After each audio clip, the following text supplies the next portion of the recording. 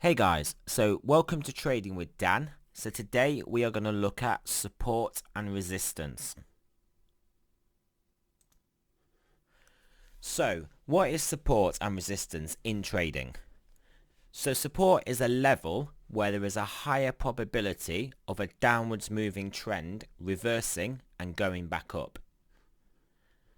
Resistance is a level where there is a higher probability of an upwards moving trend reversing and going back down. So how do we form a level of support? So a level of support will form when a trend moves down to approach a level, reverses and then starts going back up.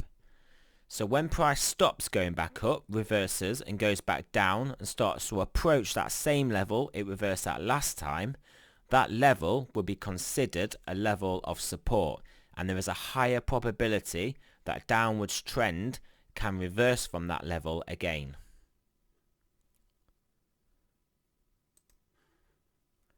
So how do we form a level of resistance? So this is the opposite to before. So a level of resistance will form when a trend moves up to approach a level, reverses at that level and then goes back down. So when the price stops going back down, reverses and goes back up and starts to approach that same level that it reversed at last time, that level is considered as resistance, and therefore there is a higher probability the upwards trend will reverse from that level and go back down. So we're going to look at an example of resistance in this chart here. So you can see it, this first time we reversed from this level and then went back down. We don't have any previous data on this chart to look at whether that was a previous level of resistance, but we know it has become a level of resistance now. So the price approaches that level again, and we can see we actually get some reversal candles here. These are doji reversal candles with long upward wicks at the level of resistance. So we then actually reverse again from that same level.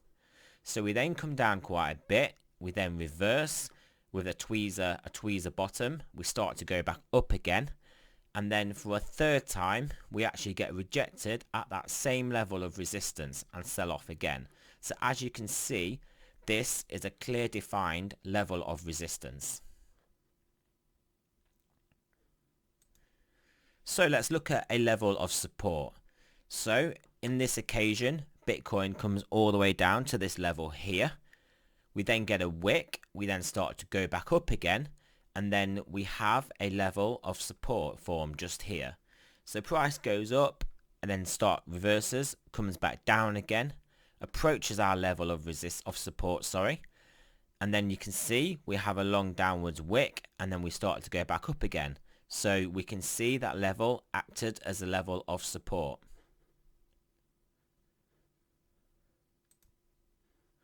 So in the next chart, we're going to see if we can identify which level is the strongest level of resistance. Will it be 15,400, 15,200 or 14,900? So let's have a look at the next chart. So 15,400 is this level just here. 15,200 is this level just here. And 14,900 is this level just here. So which of those levels do you think is the strongest level of resistance?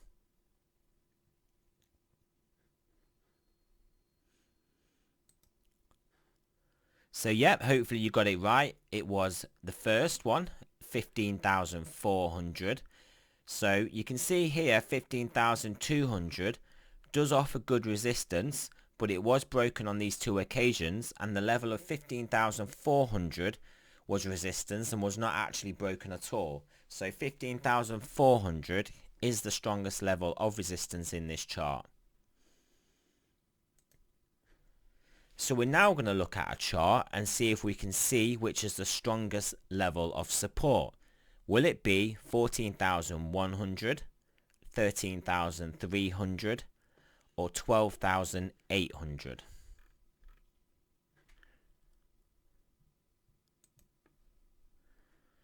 So here is the level of 14,100. Here is the level of 13,300.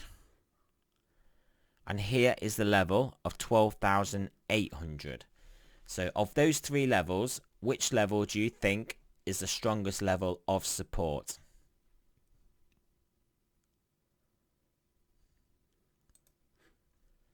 So there we go, it's 12,800. So hopefully you guys got that right. So as you can see, we don't break through this line of 12,800 at all, and we get reversed at it twice. So 13,300 though, it is an interesting level. So you can see it offered as a level of support here.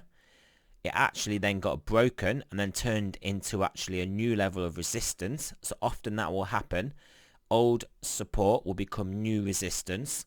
So you can see we had resistance at the level. We came back, broke it, back tested, resistance, resistance again, resistance again. Then we actually broke through the level, came back down through the level, resistance again. But you can see we did break through the level. So it wasn't our strongest level of support or resistance, but it was a significant level. But the strongest level of support was 12,800. So we're going to look at some other rules on support and resistance to finish off here. So the more a level of resistance or support is tested, the more likely it is to break. So if a level of resistance keeps getting tested multiple times, so if we go back to our previous chart, we can see here, this is the level of support, a level of support. So we tested it here, we tested it around there again, roughly the same-ish area. We then went up, we came back down to test it again, and this time we weren't able to hold that level. So the same happened here at this level, actually the same level. When that level then became new resistance, we tested that level as resistance, we came down, we tested the level as resistance again, we came down, we tested the level of resistance a third time, we came down, and then the fourth time we tested that level, we broke through that level. Right, so when a level does break, there can be a violent move. So let's go back to the previous chart. So yep, so if we look here, if we look at this level here, this level of support, when it was broken, we actually then sold off quite a bit. On this level of resistance here, when we did manage to break through it, we went up quite a lot. So yeah, you can see that when a level does break, then we can get quite a lot of follow through that level.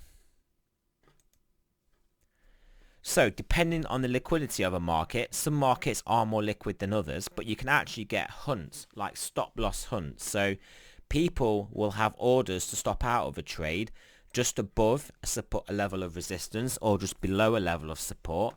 So if we look at these levels, if we considered that this was a level of support here, where we had a test here, we broke through there, we had a test here, here and here, you could actually consider that as a level of support. But what happened when we break it, we broke through and then we came back up again, and then here we broke through and then came back up again.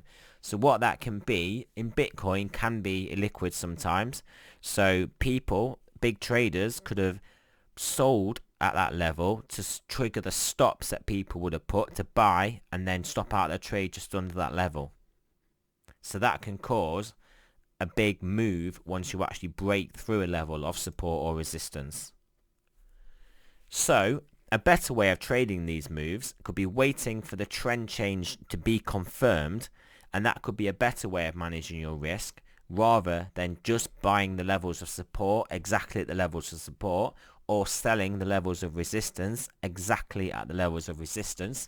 So if we go back to our previous example here, you could see maybe not buying actually when we touch it, but when we reverse and start to go back up again, you can then buy.